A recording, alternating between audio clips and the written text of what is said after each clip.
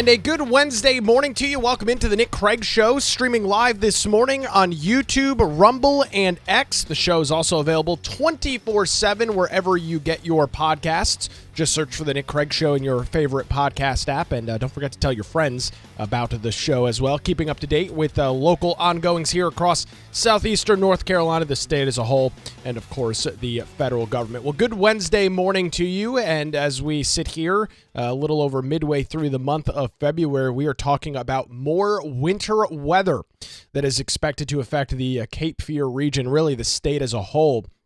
Coming up a little bit later on throughout the day, as I was looking at the weather earlier this morning, there is already snow that has begun to fall in the westernmost portions of North Carolina. Looking at radar this morning, there is already some snow and sleet and freezing rain that is taking place in the western half of North Carolina. Here's live radar as we look at it this morning. The rain, the snow, the wintry mix will continue to make its way east throughout the day today, bringing snow to the western and northern half of our state. As you head in towards the more southern areas near the Charlotte area, a wintry mix. In our area, it's a question of winter mix and ice. And here is the forecast as I saw it this morning over at WECT with Chief Meteorologist Gannon Medwick. A good little update from him.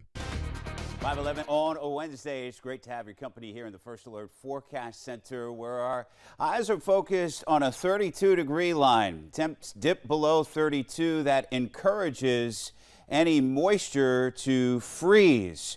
The co-location of moisture and freezing temperatures will be better to our north, so conditions are going to be worse to our north. This is the same forecast you saw on WECT News at midday yesterday and some of the evening broadcasts. For most of us in the lower Cape Fear region, a low impact icing event with either trace amounts or a very light glaze. The pushback on that I would kind of say in my own brain is, hey, you got a slick surface.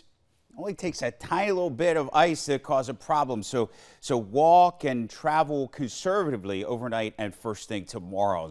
So that's the latest forecast from WECT's Chief Meteorologist Gannon Medwick as we keep track of this winter weather. As you saw on the map there, and for the audio listeners, in New Hanover and Brunswick County, southern portions of Pender County, probably just going to be rain, maybe a little bit of ice. But as you head north in and around the Greensboro area, or the Goldsboro area, in and around that area, Greenville is where some heavy icing is expected. However, ahead of that, we are learning some details about schools closings and operations. For everything is operating as normal today. However, we are learning that some schools will be operating on 2-hour delays for your Thursday morning. Obviously, that will change and adjust based on what things look like throughout the day. So winter weather, something that we have dealt with a couple of times over the last few months, continuing here across southeastern North Carolina, the state as a whole. Well, I caught a very interesting post on X last night. A Wake County School Board member, the member there, Lynn Edmonds, went on a rant yesterday at Trump and at their board meeting after parents called out the district's DEI policies. And we've talked a lot about diversity, equity, and inclusion over the last couple of weeks. There is, of course, now this major federal push to dismantle with what I believe is a very detrimental policy of diversity, equity, and inclusion, or EDI, DEI, DIE, as it's known, depending on how you like to move the letters around. And with that, this pushback at the federal government is trickling down to local areas, to local municipalities. And we have seen this here in New Hanover County. We had Commissioner Dane Scalise back a couple of weeks ago. He joined us here on the show, but also made his comments very well known at the New Hanover County Board of Commissioners meeting back a few weeks ago. His idea and what he said was very clear and concise. These departments, these policies are not creating any sort of economic vibrance. They are not creating any sort of better environment for the communities in which they are supposed to serve. And that's just the sad reality of diversity, equity, and inclusion. It sounds good on paper. It sounds like something that we'd be all in favor of, but as this stuff gets implemented and acted on, it's not creating diversity. It's not creating equity. It's not creating inclusion. It is pinning people against each other based on things like race and sexuality. We are teaching and trying to beat into the heads to an entire generation of individuals that you should look at somebody differently based on the color of their skin. The teaching of the oppressor versus the oppressed. This is the teachings of diversity, equity, and inclusion. These are very detrimental policies for our future. These do not create a prosperous city, county, state, country. They just don't. The Democrats have had years to message on diversity, equity, and inclusion, similar to the men and women sports thing we were talking about yesterday morning. They've had years to message on DEI, and they've, again, lost the message because it's not creating what its name says it's going to do. It's creating division, it's creating hate, and it's teaching very destructive things to young individuals. So this was the scene last night at the Wake County Board of Education meeting. This is Lynn Edmonds. You can listen to her rant, and we'll comment on it coming up after that. I was struck by something that was said tonight during public comment that we, because of our woke agenda, or however it was described, are like putting vulnerable students at risk and federal funding at risk. And I thought, wow, that's rich. So who exactly is so threatened by the pillars and value of DEI, or so threatened by pronouns that they would deny special needs students with the funding they need and deny children school meals? Own it. So I just got to stop it right there. Own it. Own what part of dismantling DEI means or indicates that special needs students won't get the learning that they need in public schools? Which part of dismantling DEI means that we're not going to give children food at school? No school lunch anymore? This is a unbelievably broad attempt to take the very damaging and destructive policies of DEI and extrapolate them out into things that are completely unrelated. Oh, I didn't realize that students didn't have lunch at school. I didn't realize. Did you guys know? I have some news for you this morning. That prior to DEI, there was no food that was provided at school. There was no such thing as school lunch. School breakfast didn't exist. Prior to DEI, there was no place in education for special needs students. That's what she just said. If you get rid of DEI, these things go away. Yet they've existed well before this leftist ideology was prominent in the public school system. It is disingenuous, and it's frankly an emotional lie to try and do what the left does. Gin up support based on emotion. Not gin up support based on being right or having the better solution going forward. Gin up emotion based on fear-mongering, which is what Lynn Edmonds is doing here in Wake County. Own that short-sightedness and own that cruelty. Lastly, to all those looking for ways to fight back, I'll just ask you to keep standing with us, stand up for the marginalized children, and stand up for kindness and truth and justice. The goal with all of these executive orders is to destroy democracy. The speed and reckless approach is a strategy meant to exhaust us and make us feel hopeless.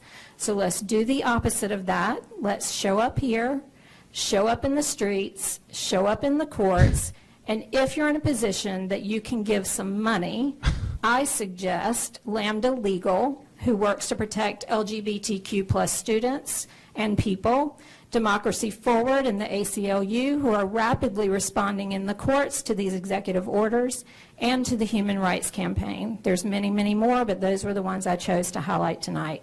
Our kids and our schools are worth all we've got to give in this moment. Thank you. Jesus.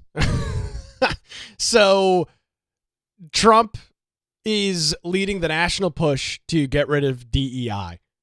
And her solution is get out in the streets and donate money to left-wing charities. That's the solution? That's the path forward. This is a school board meeting. And she is encouraging individuals to give money to very far left activist groups to fight the current administration. I've said this a lot, and I'll continue to say it, but this ideology lost. Right? These ideas were on the ballot on ballots and in the ballot box in November.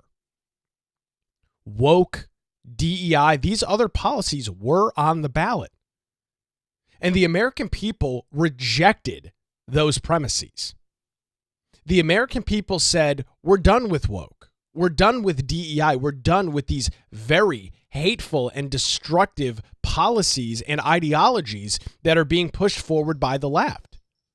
Voters decided that. And the left can't seem to wrap their head around it. So they spend all of their time now, as we covered yesterday, yelling and screaming in, various city centers across the country about Trump and Elon Musk and how evil and awful they are.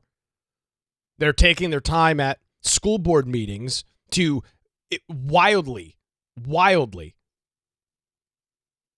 exacerbate issues that don't exist, using traditional fear-mongering tactics and techniques to blow things out of proportion, to make false claims of things that will not exist anymore. The threats to democracy and without DEI, special needs students don't get their education.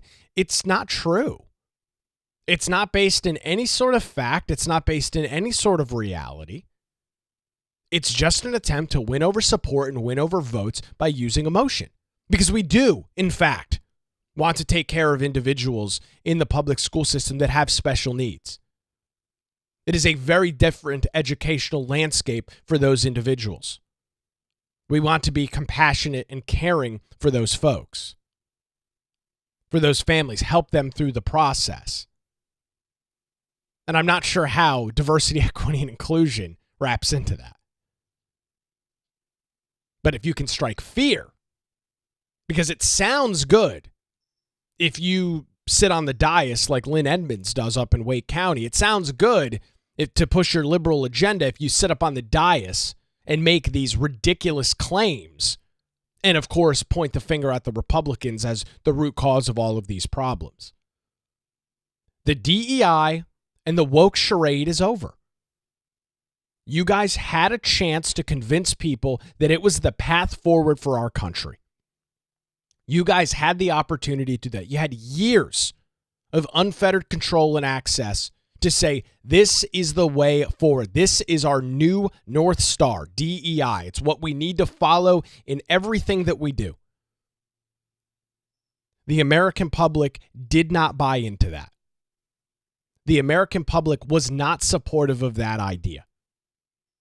Now, those ideas are not in favor. Those ideas do not and are not what the American people want to see. The charade is truly over for all of this. Woke and DEI are dead.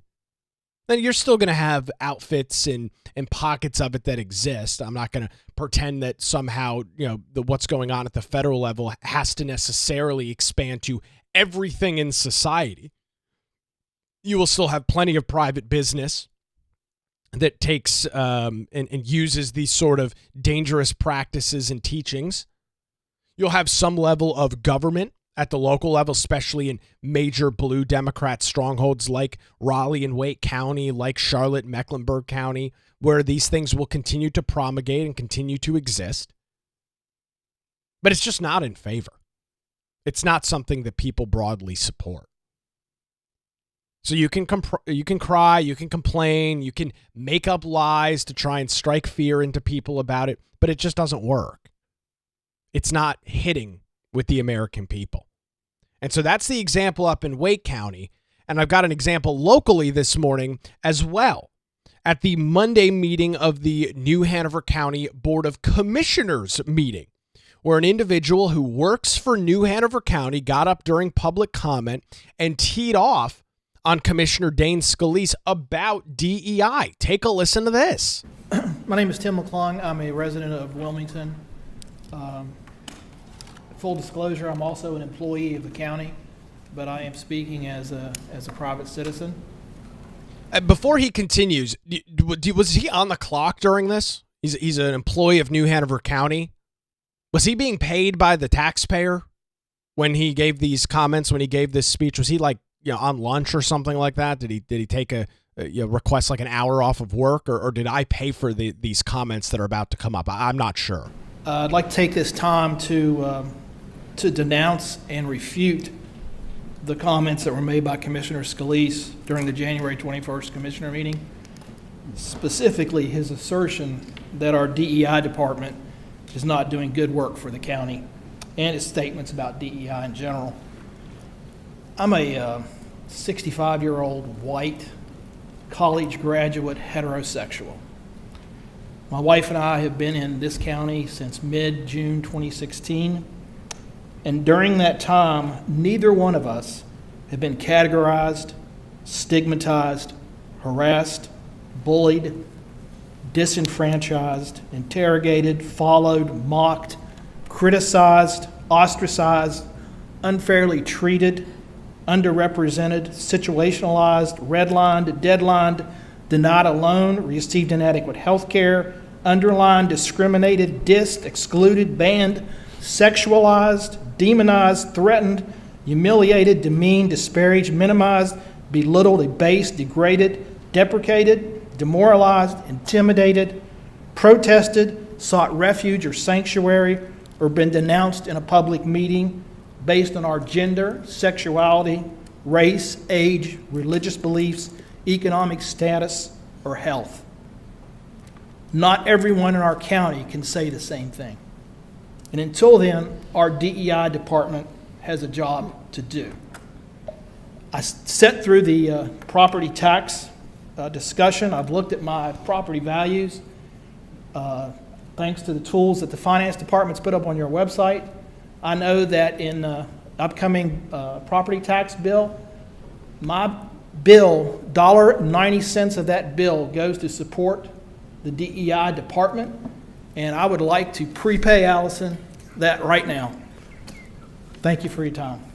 Oh, Thank he you, sir. throws $2 up on the podium there as he announces that his multiple properties that he's got must be nice. I don't have that luxury. The multiple properties that he's got in New Hanover County, $1.90 of that is to fund DEI. So he goes on this diatribe about all the things that he hasn't dealt with since he's lived in Wilmington, and claims that, well, some people do, and so that's why we need the DEI office to continue. And my question is very simple with diversity, equity, and inclusion. The same way that we handle, or we should handle, anything else in government is the same way that we should handle DEI. It is an investment of taxpayer dollars that government makes, right? Because government doesn't have a way to generate revenue themselves. This is the overarching thread. Government generates revenue, well, I'll throw generates in quotes, but they generate revenue through taxes, whether it's property, income, use taxes, whatever it is. That's how they generate their money. Their largest source of that is property taxes, which we'll be talking about in the weeks to come, which are going to hopefully not, but could potentially skyrocket as we head into the next couple of years if Republicans, which I will know control the county commission, don't get on board with this. That's the only way they generate money. So they have a relatively finite amount of resources available. The money is not unlimited. They're not the Federal Reserve. New Hanover County does not have the ability to print money.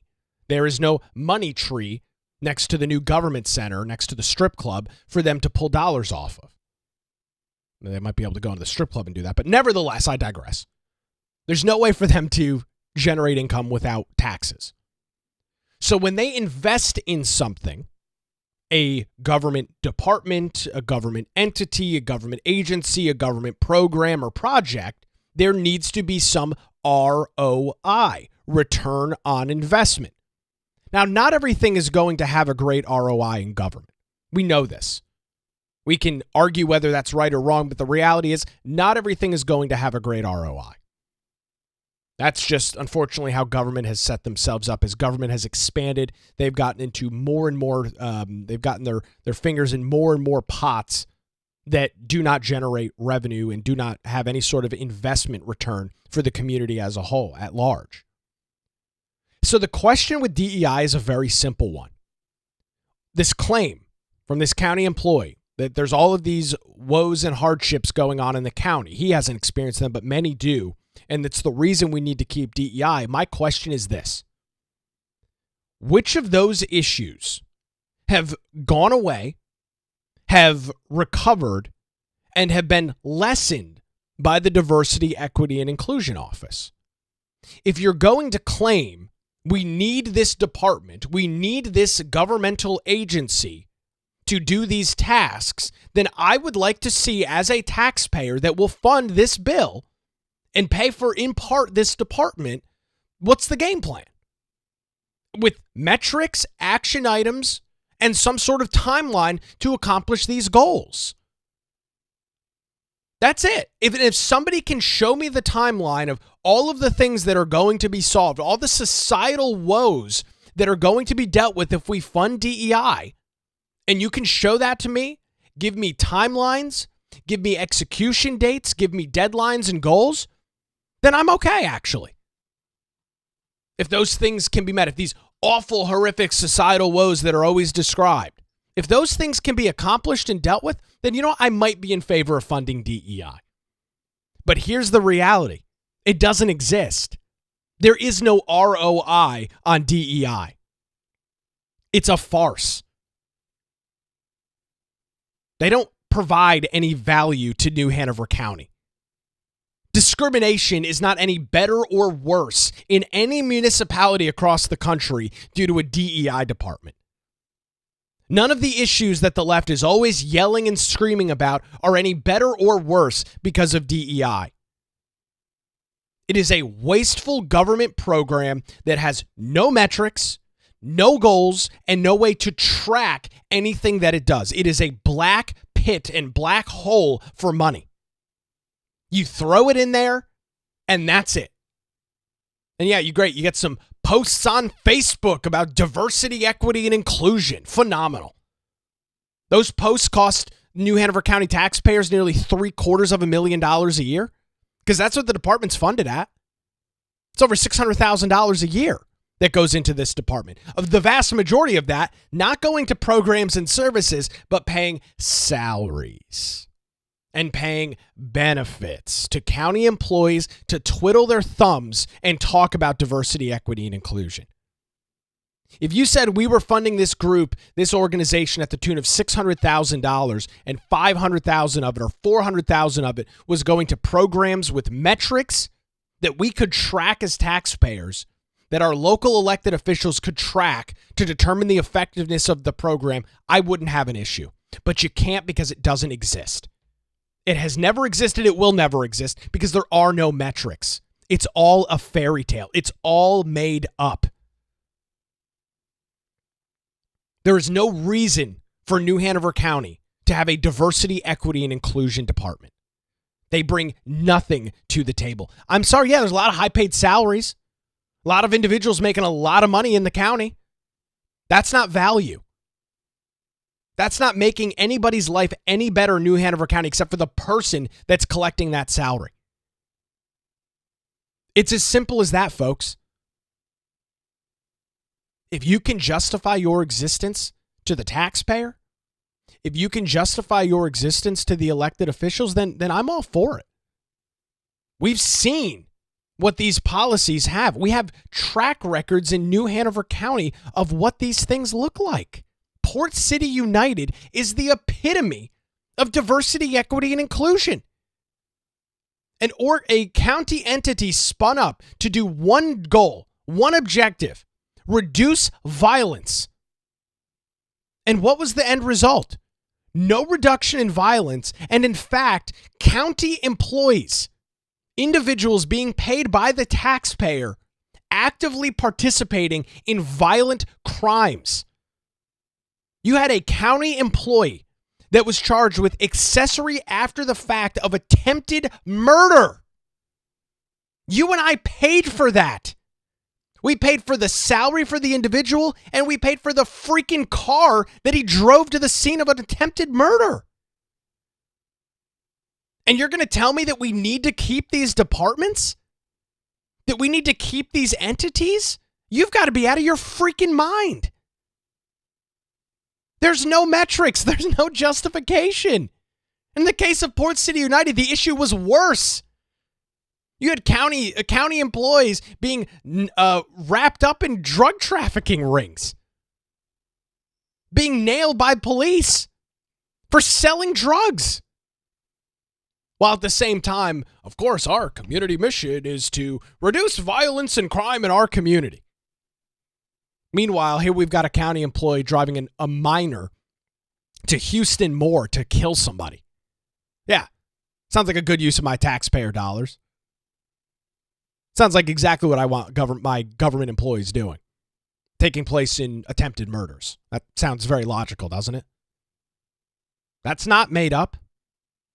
That's not an attempt to fearmonger an issue into existence. That's what happened. And we saw what the end result was of Port City United. They were abolished as an entity. They were abolished as an organization. They were not providing value. They were not doing anything that was their stated goal, their stated agenda. It was an opportunity for a bunch of individuals to get rich off the government teat. You had the first director of it in Cedric Harris that wasn't even showing up to freaking work. He was collecting $100,000+ salary from New Hanover County and couldn't be bothered to show up to work. Running a complete and total scam on the taxpayer.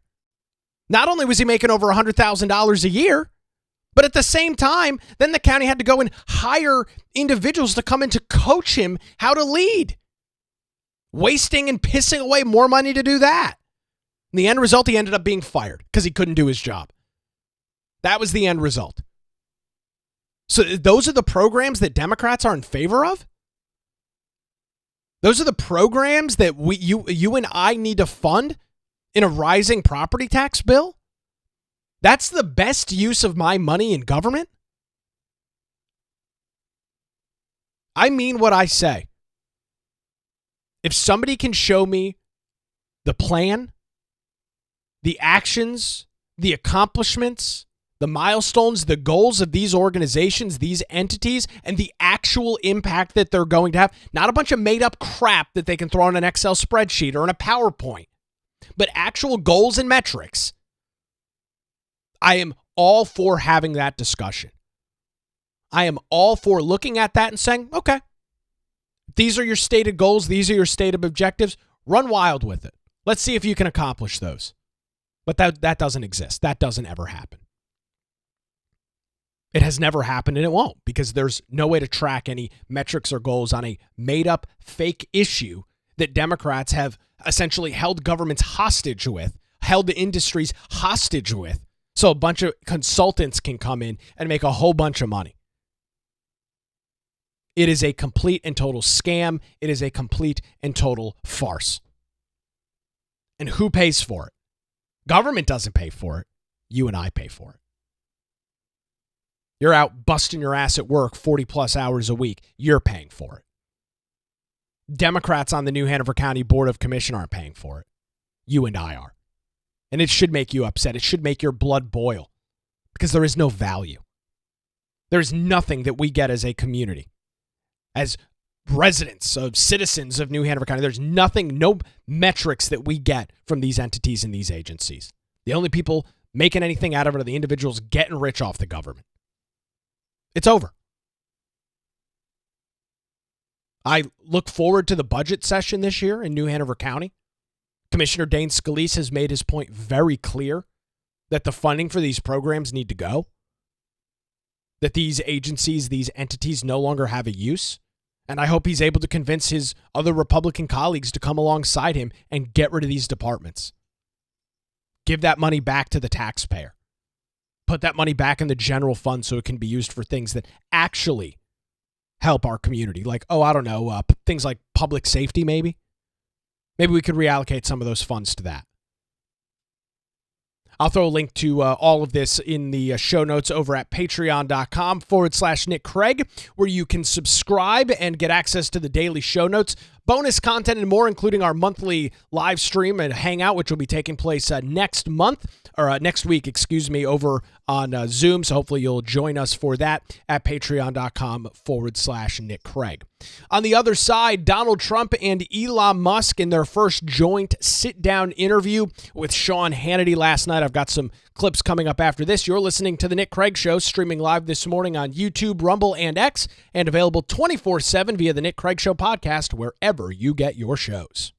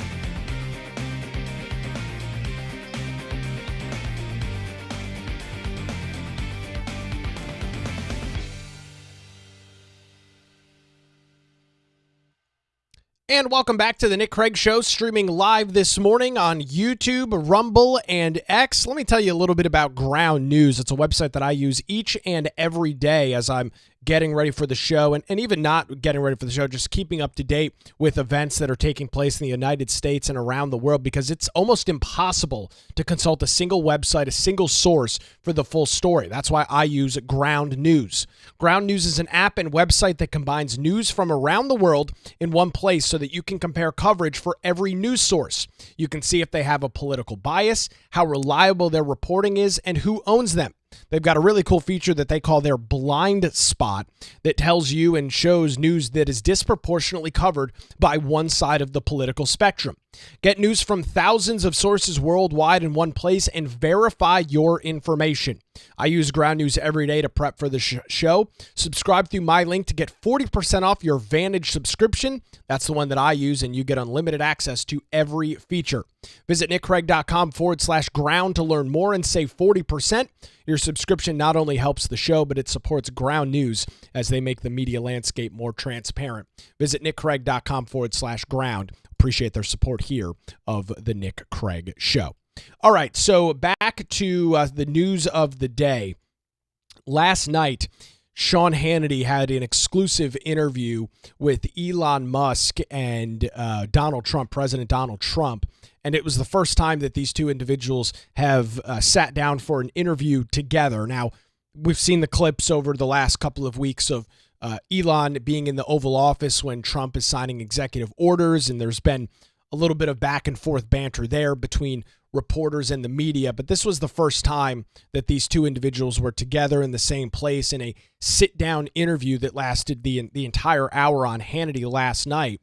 And one of the first things out of the bat was, what is the relationship like between Trump and Elon Musk? How did this partnership that we've seen has been unbelievably effective in a very short amount of time, how did all of this come to start? How did any of this come to fruition? Here's Hannity last night. I want people to know the relationship and know more about you.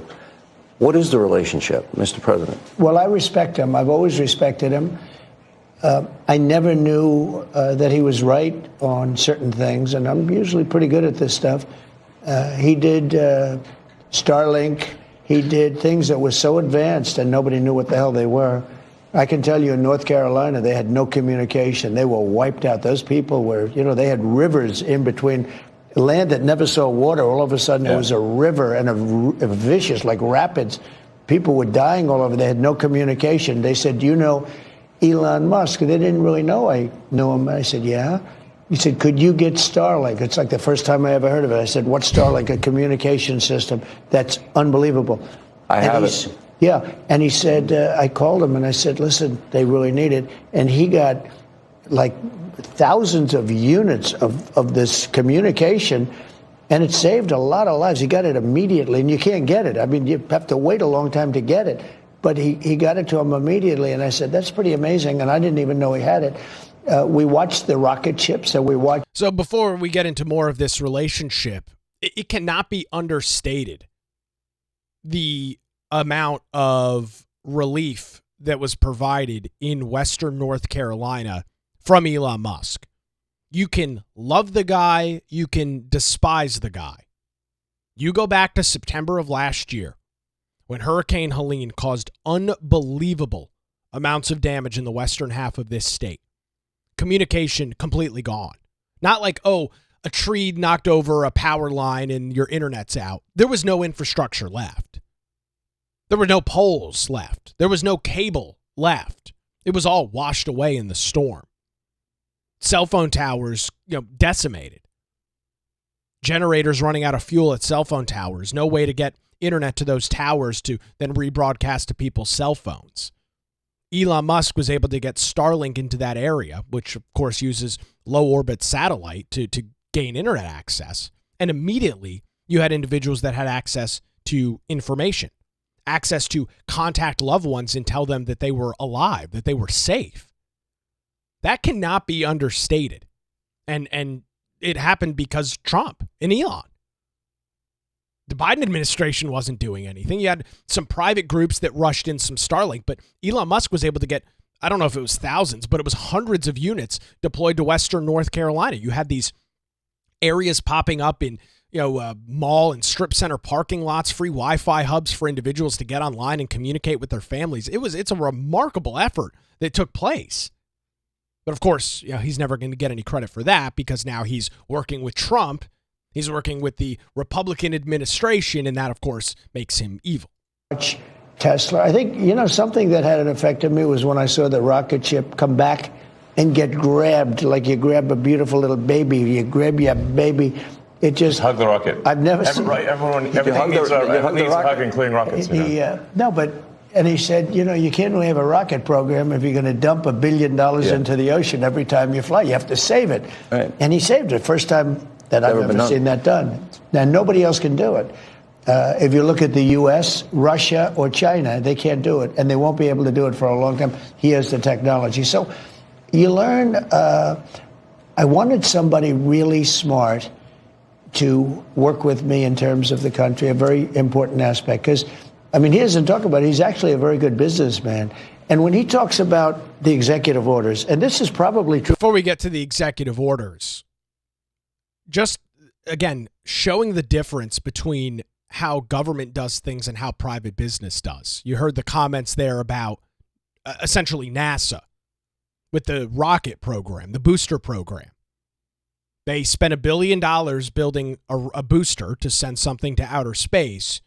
And the government way of doing that was build the booster, shoot it up into space. It, of course, disconnects from the spacecraft, and falls and plummets into the ocean. There's $1 billion literally set on fire, no pun intended. Private business doesn't have the ability to do that because the money's not unlimited. So what did Elon Musk do with SpaceX? Created a system where the boosters were first landing on little landing pads out in the middle of the ocean. And now you've got this system where it's being caught back by the tower in which the rocket was launched from in the first place. It's remarkable. And that's the difference between looking at something from a business mindset and looking at something from a government mindset. NASA was just pissing money away. Elon Musk said, we can't afford to do this in private business. We're going to change the way. And now SpaceX is the most influential space program anywhere in the world. All because he came at it from a different mind than government. Pretty remarkable. Now to the executive orders. True for all presidents. Yeah. You write an executive order and you think it's done. You send it out. It doesn't get done. It doesn't get implemented. They don't implement it. Maybe they're from the last administration, and they are in some cases. You try and get them out as fast as you can. But as soon as he said that, I said, that's interesting. You write a beautiful executive and you sign it and you assume it's going to be done, but it's not. What he does is he takes it, and with his 100 geniuses, he's got some very brilliant young people working for him that dress much worse than him, actually. Yeah, they dress in just T-shirts. You wouldn't know they have 180 IQ. Wait a minute. So he's your tech support. No, he is. I actually but he's am much tech more support. than that. I actually am tech support, though. But he gets it done. He's a leader. Yeah. He really is. He gets it done. You get a lot of tech people, and you have people that are good with tech, but he gets it done. I said in real estate, you had guys that would draw beautiful renderings of a building, and they'd draw the rendering. It would be great. And you say, great, when are you starting? But they were never able to get it built. They couldn't get the financing. They couldn't get the approvals. It would never get done. And then you have other guys that are able to get it done. They could just get it done. I was in real estate. Same thing in this. He gets it done. He gets it done. It's really as simple as that. He gets it done, which is something that, again, if we look at the whole of government, is not something that is very prominent. Government doesn't very often get things done. They talk about getting things done. They will mention ad nauseum about how they want to get something done. But when the rubber meets the road, when it comes to actually accomplishing the goal, actually implementing whatever is trying to be solved, government is very inefficient at doing that. And so Trump understands this. Talks about his time in real estate, a very competitive, rough business. And so he is surrounding himself with what we'll call doers, people that actually do. Talk is cheap. It's easy to say we're going to cut government waste. How many times have you heard that? If you've been following politics for any period of time, you've heard that same thing ad nauseum, constantly, from both sides. We're going to cut government waste. We're going to get things back under control. These people aren't doers. Trump knows how to get things done, and he has surrounded himself with people like Elon Musk that do the same thing. They know how to get things done. And again, it's the difference in mindset from private business to government bureaucracy. They are incompatible in terms of how they operate. They really are. Listening to the full interview last night, I don't think I have a clip for it. Trump talked about some of the waste. You have these contracts that get signed within the federal government. It's supposed to be a 3-month contract, but the person that initiated the contract on the side of the federal government leaves or retires or whatever, and the contract just goes on in perpetuity because nobody really knows about it. It's not a big enough big enough dollar to care about. So somebody ends up getting a check for a decade. Checks every month for a decade from the federal government, something that was only supposed to last 3, 5, 6 months a year. That doesn't happen in private business. That doesn't happen in the private sector, but it can happen in government because the reality is there's no accountability and there's no reason to be accountable. Who cares? There's always more free money to spend. So there's no reason to be fiscally responsible. There's no reason to be good stewards of the people's money. They don't care. There's this culture, there's this idea that this is how things are done. How many times have you heard during congressional hearings? Well, hey, Senator something or other. Why are you talking to the head of a department? Why is this done this way? Well, Senator, that's the way that we've just always done it. It's a lame excuse. It's an inefficient excuse. We've done something wrong for a while now, and our justification is it's because how we do it? Go tell that to the private business owner that's losing money.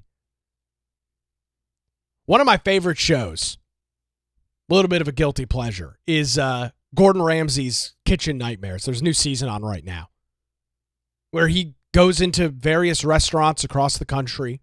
They submit themselves. Most of these places are dealing with major issues, and a lot of the time it's major financial struggles, unable to get people in the door. And so many times, the owner of the restaurant, the owner of the bar, whatever it is, will be asked, what's wrong? And they'll say, nothing. Nothing's wrong. Everything's chugging along. Yet there's nobody eating there. The food sucks. The business is hundreds of thousands of dollars in debt. And they believe that everything is fine because that's the way that we do it. That's the way we've always done. We've done this for 20 years, and it worked for 20 years. Or we thought it worked for 20 years. Now we're facing bankruptcy, and nobody wants to eat at our restaurant. See, when that happens in private business, what happens? The restaurant has to close eventually. If they don't course correct, if they don't fix their issues, if they don't adapt, they have to close because they don't have unlimited money. Federal government can just say ad nauseum, well, we do it this way. This is just how we operate. It's a lame excuse. And it's great to have business people in the government now that are saying, yeah, that's a lame excuse. We're not just going to go along because that's the way we've done things. The way we've done things has gotten us almost $37 trillion in debt.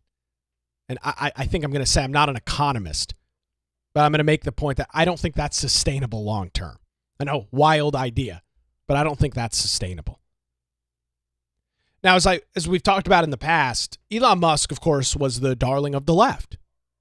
Tesla, Solar City, SpaceX, Neuralink, his underground high-speed rail system thing, the Boring Company that's out in California. The left loved this guy. Teslas were unbelievable technology. I mean, really spearheaded the electric vehicle revolution that we've seen in our country with really cool technology, with amazing feats that were accomplished from a technological standpoint. I'm not a fan of electric vehicles. They're not practical for the way in which I live my life. But I've always said there will come a time, and I stand by this, when the technology is cheap enough, when lithium-ion battery technology, as it continues to advance, where those cars will come down in price, the range, the mileage of those vehicles will be double or triple what they are right now, and it will make sense for somebody like me and most of Americans to own an electric vehicle. And when that time comes, I will make a free market decision to decide what kind of car I'd like to buy. This guy was the darling of the left with his technology. Amazing technological innovations. He decides that he's going to back and get behind Trump. Before that, of course, his purchase of Twitter, now X. And now they hate him. He's an authoritarian. He's an unelected president. How many times have you heard that over the last couple of weeks? We didn't elect Elon Musk. Yeah, no shit, Sherlock. You didn't elect anybody besides the president and vice president. Everybody that works with them is their choice. We don't elect cabinet positions either. You don't elect every single person that works within the administration. There's two names on the ballot, president and vice president. Yes, we know you didn't elect Elon Musk. Thank you. He wasn't born in the United States. He's ineligible to be the president. We understand. Thank you for the civics lesson. So Elon talked a little bit about this, how he went to some big Democrat donor event after he had gotten more politically involved and announced that he was going to be supporting Trump, and this was the reaction. Take a listen to this. Yeah. And it's like they become completely irrational. He has no idea, but if you're friends with him, yeah, you pay a price. You know, it's like I walk in a restaurant in New York and it's like half the room it's daggers and they want to. No, the eye daggers level is insane. Yeah. I mean, there was I had some invitation because I got invited to basically a big sort of dem event that was, but it received the invitation the beginning of last year, and I still attended even after I'd endorsed President Trump, and I didn't realize how profoundly that would affect, how I was received. I mean, I walk into the room and I'm getting just the dirty looks from everyone. If looks could kill, I would have been dead several times over. But that was not before Trump. Ashes on the floor. Before Trump, that never happened, right? It's crazy, but that's what goes on.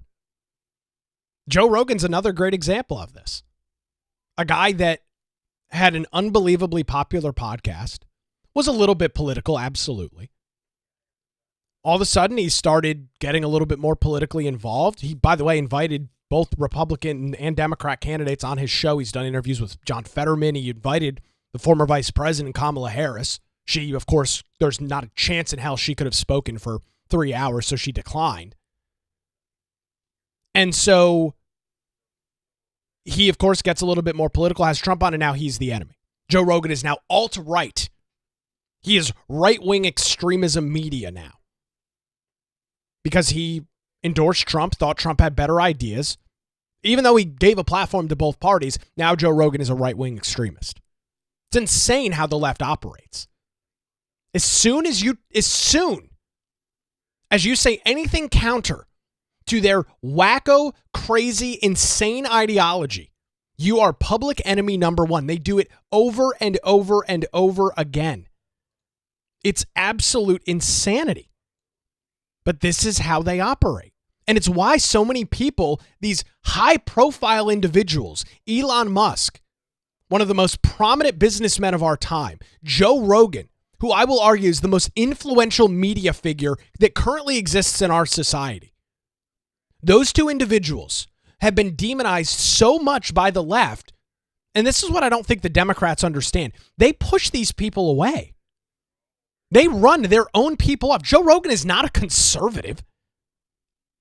Listen to his podcast. I listen to most of his episodes. He's not an ideological conservative. He does not believe in the vast majority of the conservative platform, or the Republican platform, I should say. He doesn't believe in all of that stuff. Yet Democrats will claim he's a right-winger. He's a right-wing extremist. Because you break with the Democrats on anything, and you're immediately labeled a fascist, an authoritarian, a Nazi, a this, a that. It's nauseating. And what's the end result?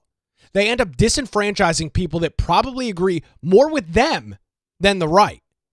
But because of their hatred, because of their vitriol, because of the way in which they operate in the public sphere, they push people to the right.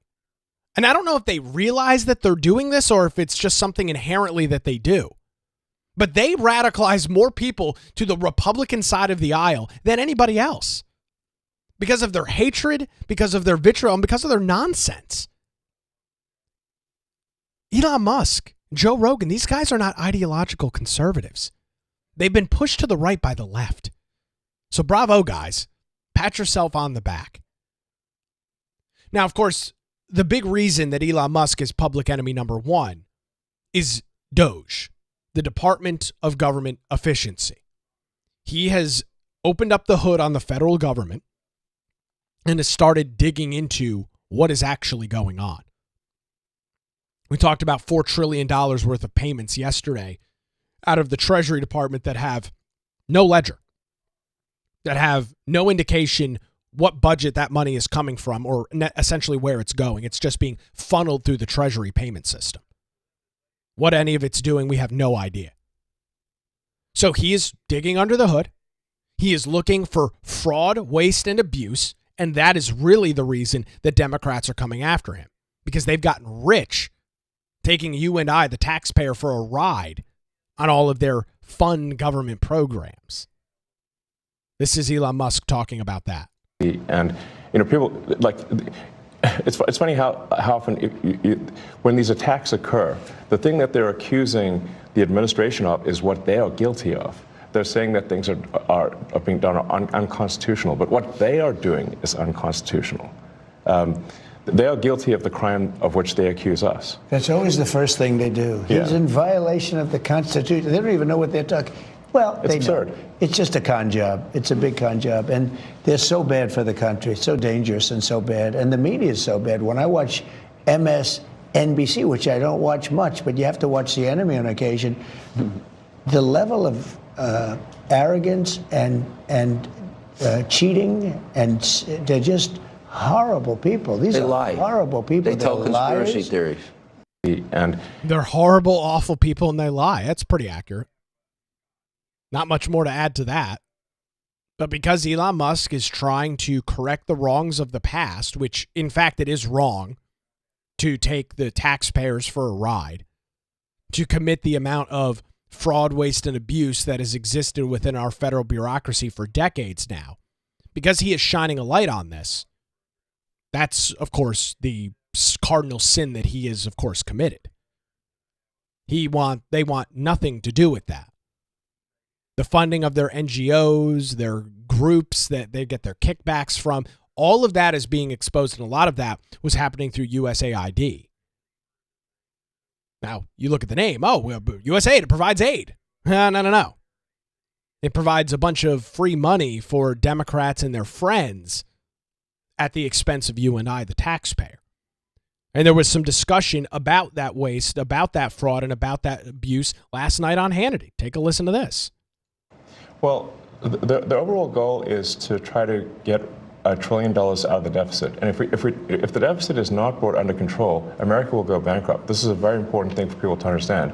A country is no different from an individual in that if an individual overspends, an individual can go bankrupt, and so can a country. And the massive waste, fraud, and abuse that has been going on, which is leading to a $2 trillion a year deficit. That's what the president was handed on Jan 20th, a $2 trillion deficit. It's insane. For this fiscal year. Yeah, we inherited. Yeah. And inflation is back. I'm only here for 2.5 weeks. That was January. Inflation You were there is for a back. week. No, think of it. Inflation's back. And they said, oh, Trump, I had nothing to do with it. These people have run the country. They spent money like nobody's ever spent. Yeah, and he's right. And unfortunately, it's a bipartisan issue. That's really the issue with all of this. It's bipartisan. Republicans and Democrats claim, and Republicans more than anybody else, claim they care about government spending, claim they care about debt, claim they care about federal spending. Yet they continue to pass continuing resolutions, omnibus spending bills, ridiculous nonsense like the green, these Green New Deal scams, the aptly named Inflation Reduction Act. None of it reduces inflation.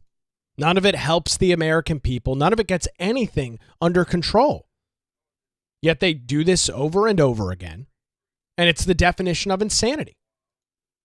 Doing the same thing over and over again and expecting a different result. The result is very clear, and it's an unfortunate result. We have a $2 trillion a year worth of deficit spending. And I appreciate what Elon Musk said. The government is no different than an individual. And while I inherently agree with him, I can't say I fully agree with him. Because unlike regular people, we can't just make up money. We can't just print money when we want to spend more. We either need to go out and get another job to make up the difference, or we need to borrow money and spend it that way. We need to rack up consumer debt, whether it's credit cards or personal loans. We don't have the ability to just print more ad nauseum. There's a relative limit that you can spend. You can max out all of your credit cards. You can go and get as many personal loans as you want. There becomes a point where you cannot borrow any more money. And the next thing you know, you're in a complete and total financial hole in which you can't even begin to dig out of. The federal government just doesn't have that same mindset. It's systematic within the bureaucracy. Spend, spend, spend, spend. There's never any cutting. There's never any reduction. It's just ad nauseum spending and hiring and justification for why we need to do these things. We need 8 people to accomplish the goal and the task that private business does with one person. Why? Because we're government. And that's the way that we've done things. It's always the justification from the left. It's always the justification from these big government bureaucrats. That's how we've done it. Really, you need 15 people to go into a website and click a box once a week? Well, yeah, if 14 of them are out, we need at least one guy that's able to do it. It's absurd. And you can tell it's having an impact. I saw this yesterday. This is over at Breitbart. Top Social Security Administration official steps down after conflict with Doge. Why would there be a conflict with Doge? What's the issue here? I don't know. Let's read into it. Michelle King, who is the acting commissioner of the Social Security Administration, stepped down and then was replaced by Leland Dudek, who will serve in King's former role until President Donald Trump picks to lead the agency. According to ABC News, the conflict involved Doge employees attempting to access what the outlet described as, quote, an internal data system which includes sensitive personal information of Americans. Huh. So it's exactly what we thought it was. There's issues within Social Security, people over the age of 300 years old getting Social Security checks.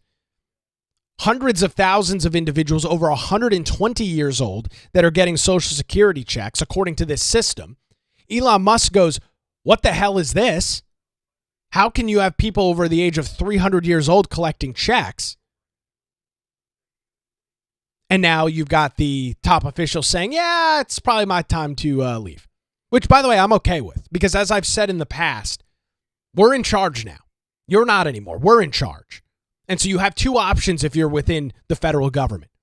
You can either come alongside us and work towards the same goal, or you can get the hell out. Those are your 2 options. And I have a lot of respect for Michelle King in leaving her position. She has a conflict with Doge. It's not what she agrees with. She's leaving. I'm okay with that. I appreciate her service. Instead of trying to actively fight against the new administration, she says, no, I'm not going to do this. I'm out. I think that's great. And I hope more bureaucrats within the federal government take the same approach. If you don't agree with the Trump administration, if you don't agree with what's being done with Doge, and you're an agency head or you're high up in one of these departments, you don't agree with it, you don't like it, then leave.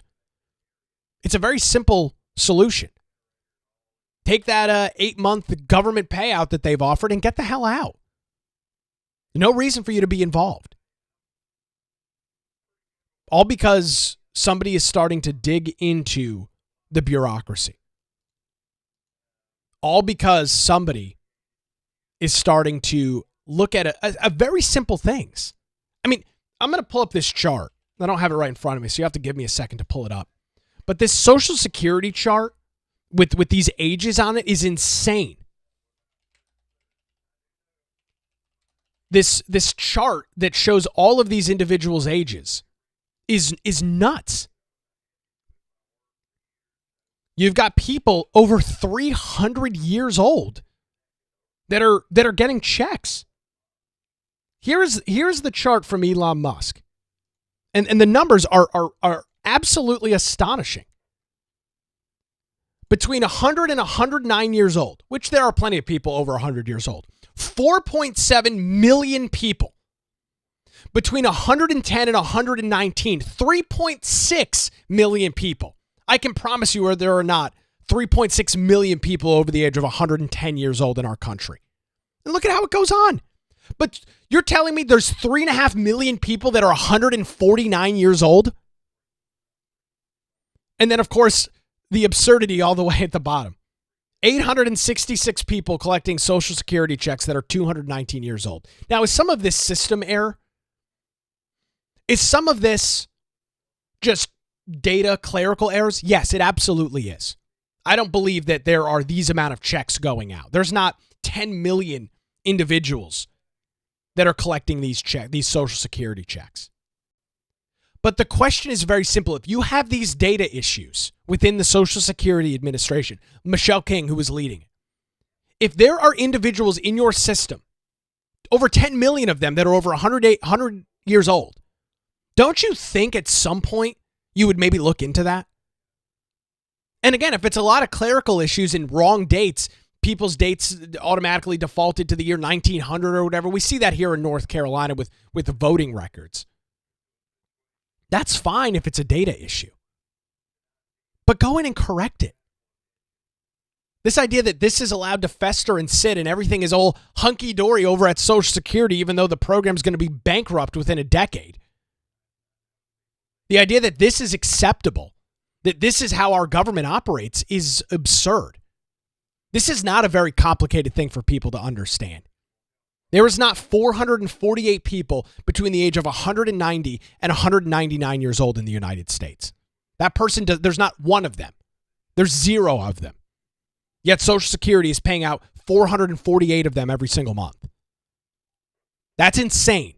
That should have been corrected and dealt with in the past. But again, there's no incentive for accountability within the federal government. There's no incentive to cut fraud, waste, and abuse because that's the way that we've done things. It's absurd. It's insane. And the reign is over. The attempt to operate like this, government just chugging along as usual, no care in the world, that's over. It's completely done. And I'm glad. You talk about having transformative, generational change to the federal government. That is what Donald Trump is looking down on for the next 4 years. That could be the legacy that he leaves behind. Transformational change to the federal government. Things that have never been seen or done before. Course correcting the fraud, the waste, the abuse that has led us to the position that we're in right now.